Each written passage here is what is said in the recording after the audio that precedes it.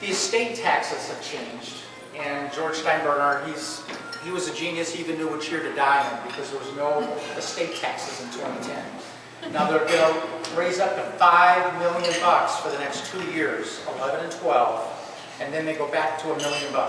So it's going to change over time here. So that's going to change for this year.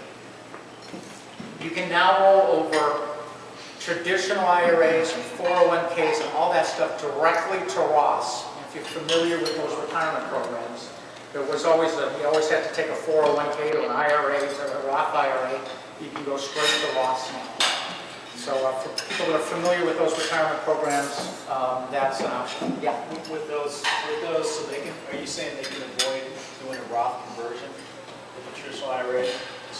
It used to be you have to go, if you wanted to convert to a Roth and you have your money in a 401k. Right, you can go to traditional IRA. And then down to Roth. Now you can go direct.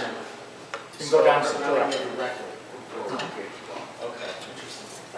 Is there any cap on income limitations? What's that? Is there any cap on income limitations as there used to be? No, that's something that happened last year. There's no cap now on going to a Roth. It used to be $100,000. There was a cap that if you made more than that, you couldn't get your money into the Roth. Last year, it was a one-year only thing. You could get money over to a Roth and pay the taxes across 2 years, 2011 and 2012. A lot of people took advantage of that, but that's gone away.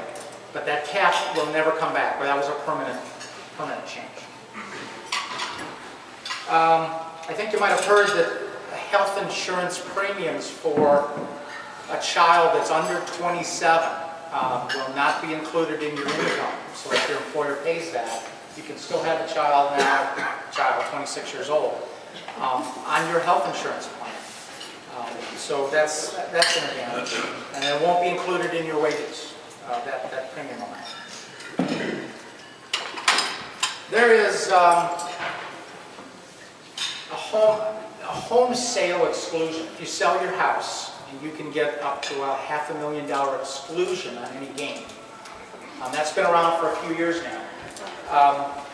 If you change your main home into a second home or you decide to rent it out, all I'll say is there are exceptions to that $500,000 if you're using it for something other than your main home.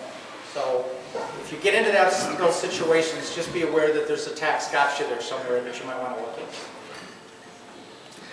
Okay, so for business, now what's changed? That's Social Security reduction, the 2%. That's available for the employer too, but it's tied to hiring unemployed people. So if you do that, you can get credit for that Social Security 2% that's been kicked down for 2011. Cell phones are not listed property anymore, and I'll explain that in a second here.